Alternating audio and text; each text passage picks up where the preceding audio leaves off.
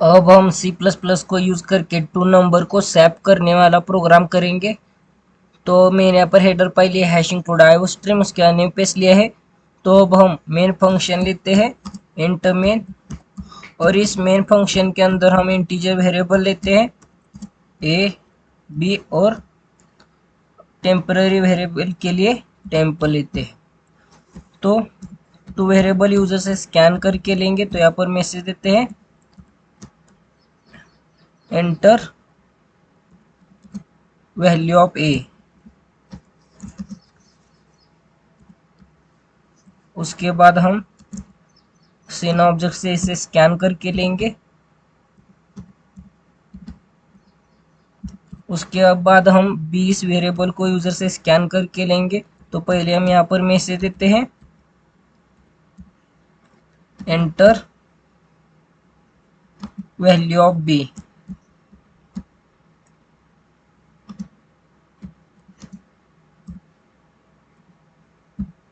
उसके बाद इसे सीन ऑब्जेक्ट से स्कैन करके लेते हैं। तो अब हम टेम्प में बी की वैल्यू स्टोर करेंगे और ए में बी की वैल्यू असाइन कर देंगे। हम टेम्प में ए की वैल्यू स्टोर करेंगे और ए में बी की वैल्यू स्टोर करेंगे। उसके बाद बी को टेम्प असाइन कर देंगे। इससे स्वैपिंग हो जाएंगी टू नंबर की। तो उन टू नंबर को हम प्रिंट कर देंगे। तो यहाँ पर प्रिंट कर देते हैं और मैसेज भी दे देंगे। तो यहाँ पर मैसेज देते हैं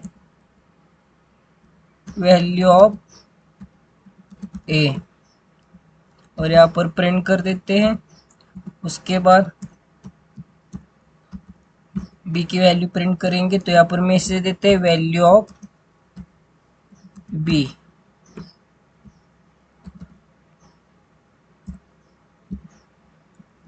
तो इसे अब हम रन करके देखते हैं।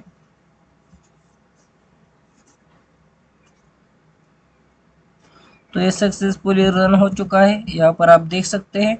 तो यहाँ पर मैं ए की वैल्यू 10 एंटर करता हूँ। उसके बाद बी की वैल्यू 20 एंटर करता हूँ। तो यहाँ पर देख सकते हैं वैल्यू ऑफ ए 20 और वैल्यू ऑफ बी 10। ये स्वैपिंग हो चुका है। हमें स्लैश एन को यूज़ करना पड़ेगा, तो मैसेज नई लाइन में प्रिंट हो जाएगी। तो यहाँ पर स्लैश एन देते हैं।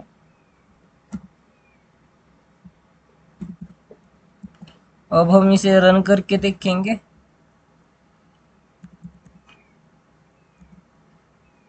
तो ये रन हो चुका है। तो हम फिर से ए की वैल्यू 10 एंटर करते हैं और बी की वैल्यू 20 एंटर करते हैं। तो यहाँ पर देख सकते हैं ए की वैल्यू 20 प्रिंट हो चुकी है और बी की 10। टू नंबर की स्वैपिंग यहाँ पर हो चुकी है। फिर से इसे रन करते हैं।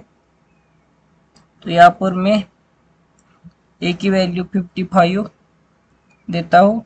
उसके बाद बी की वैल्यू 88 देता हूँ। तो यहाँ पर देख सकते हैं ए की वैल्यू 88 प्रिंट हो चुकी है। जो हमने 55 दी थी वो बी को चली गई।